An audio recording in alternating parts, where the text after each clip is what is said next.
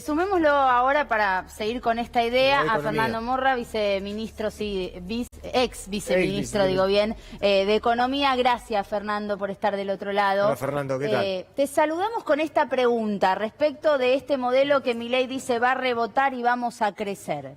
¿Cuál es tu reflexión y cuál es tu opinión, no? Por sobre todas las cosas. ¿Qué tal? Buenas tardes y felices Pascuas a todos. Bueno, la verdad es que si lo que se está buscando es crecer, parece muy complejo hacerlo si en un programa económico que inicia con una devaluación que, como el mismo presidente dice, licúa los sueldos y además con una motosierra fiscal que también agrega a la caída de la demanda. Es decir, va a ser muy complicado si este panorama se mantiene en el tiempo poder generar un rebote económico o un crecimiento. Ahora, yo quisiera consultarte lo siguiente, digamos, independientemente de las cuestiones de recorte o de poda que está haciendo Milei en el área del Estado, ¿cómo ves vos traducida la cuestión en la actividad privada, en el área privada? Pues yo escuché a algunos economistas hablar de un empequeñecimiento, es decir, de que la economía empieza a contraerse en virtud de las medidas que toma el gobierno de Milei. ¿Vos coincidís con esto? Yo creo que lo primero que tendríamos que pensar es, bueno, ¿cuáles pueden ser los drivers? Drivers es una palabra muy economicista, pero la forma en la que la economía puede llegar a crecer. Y hay dos maneras. O tenemos más oferta, o de alguna manera la demanda impulsa la oferta. Es decir, o la producción crece porque estamos produciendo más autos, más trigo, más girasol, más soja. Entonces, desde el punto de vista de la oferta, este año el gobierno va a tener una buena noticia, que es el hecho de que la campaña agrícola va a ser mejor de lo que fue la campaña agrícola del año anterior. Entonces, eso lo va a poder mostrar a partir de mayo, abril, junio. Los indicadores van a empezar a mostrar como una especie de oasis. Ahora, el resto de los sectores no trabajan con una lógica necesariamente en donde te empuja la oferta, como es en el agro, llueve y crecen las plantas, sino que muchas veces uno produce porque quiere vender autos, uno produce porque quiere vender carne, leche, harina o servicios. Bueno, en ese conjunto de casos es muy importante el ingreso. ¿Y qué está pasando? ¿Qué es lo que estamos viendo? Bueno, lo que estamos viendo es que hasta ahora, como se decía antiguamente, los precios van por el ascensor y los salarios van por la escalera. Entonces van tratando de recuperar, pero hasta ahora no estamos viendo una recuperación y el salario real, comparado con el de noviembre del año anterior, cayó prácticamente 30%. Supongamos que se empieza a recuperar, se va a recuperar de a poco, con suerte. Y el otro problema que tiene el gobierno en esa línea es, supongamos que empieza una recuperación porque la inflación va bajando, porque obviamente están pisando el tipo de cambio y se empieza a calmar el efecto del salto cambiario. Bueno, el problema ahora es que tuvimos tantos meses de una inflación, recuerden, 25, 20, que el deslizamiento ese del tipo de cambio, el tipo de cambio se está apreciando. O sea, tenemos una inflación en dólares muy importante que está empezando a presionar al gobierno porque básicamente lo que hizo, él apenas asumió, que es subir el tipo de cambio de 350 a 800 pesos, se licuó en función de que subieron los precios. Entonces ahora el valor del dólar no es lo suficientemente competitivo para los exportadores. Y los exportadores que dicen, bueno, espera un minuto, yo con ese dólar no quiero liquidar, necesitas mejorarlo. Ahora, y esto un poquitito para unirlo al principio, ¿por qué es importante esto que estamos hablando del dólar? Bueno, porque si el gobierno tiene que volver a devaluar, como ocurrió en diciembre, lo que va a terminar pasando es que nuevamente vamos a tener una caída del salario, una caída de la demanda, que otra vez... Una pregunta más a Fernando también. En esto de la inflación en pesos y la inflación en dólares que estamos teniendo y los salarios estancados, caída del poder adquisitivo, digamos, es lo que estamos viviendo los argentinos todos los días. Bueno, esto en el corto plazo, quiero decir, para entender qué nos puede pasar desde tu punto de vista, porque las premisas del gobierno siguen siendo las mismas siempre, que el mercado se va a regular solo, que van a retrotraer los precios, y esto puede pasar o no puede pasar. Hasta ahora en los ejemplos no sucedió. Imagínate lo que pasó con las prepagas cuando tuvieron que ponerse de acuerdo con los precios. Ahora con el repelente, que nada de regular solo, se van por las nubes. Ahora van a desregular, por ejemplo, el precio de la yerba. Digo, ¿qué va a empezar a pasar con los precios? ¿Se va a regular solo el mercado o eso es una premisa falsa? La respuesta corta es: el mercado, no solo en Argentina, sino que en todo el mundo, no se regula a sí mismo. O sea, lo que sabemos desde hace ya muchos años es que es muy difícil que una economía funcione sin límites de regulación que mejoren la situación en términos de competencia, mejoren la situación en términos de infraestructura. Ahora, te cuento cortito cómo estoy viendo yo lo que puede llegar a pasar en los próximos meses. Bueno, el gobierno entra sin dólares. El gobierno entra sin dólares y sabe que entra sin dólares. Devalúa, pero al mismo tiempo hace muchas cosas para poder calmar la tapa de los diarios. Es decir, pensemos que el gobierno entró con un dólar de financiero de 1.300 pesos y lo consiguió bajar a 1.000. De alguna manera es el mayor éxito del gobierno. Ahora, la pregunta ahí es, ¿cómo lo hizo? ¿Cómo hizo esta baja? ¿Cómo construyó esta baja del dólar?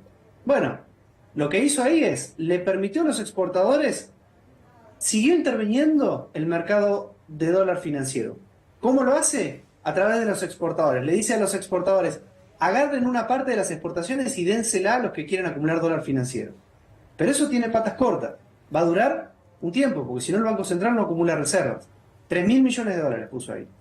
Segundo, no pagó importaciones, pagó entre el 20, 30 y 40% de las importaciones. Se ahorró 7.000 millones de dólares. Eso también se termina. Un país no puede no pagar las importaciones.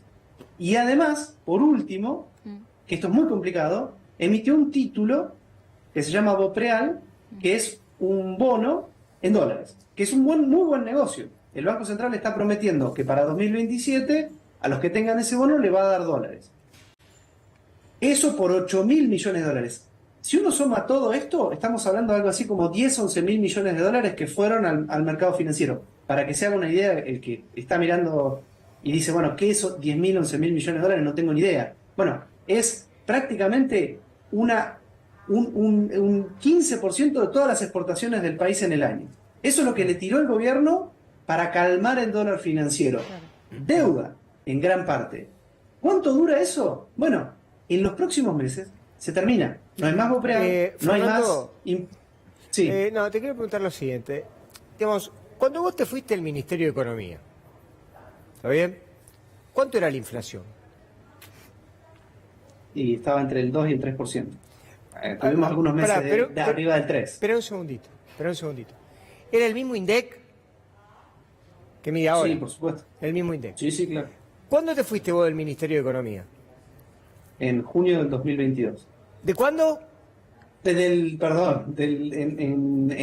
junio, sí, bien digo, del 2022. Julio del 2022. ¿Cuánto era la inflación? Porque no entendí. Y veníamos con una inflación anual de entre 50 y 60%, dependiendo si tomás el último mes o los meses anteriores. Sí. Y la inflación mensual promedio de los primeros 6 meses del 2022 era entre el 3 y el 4%. Bueno, perfecto.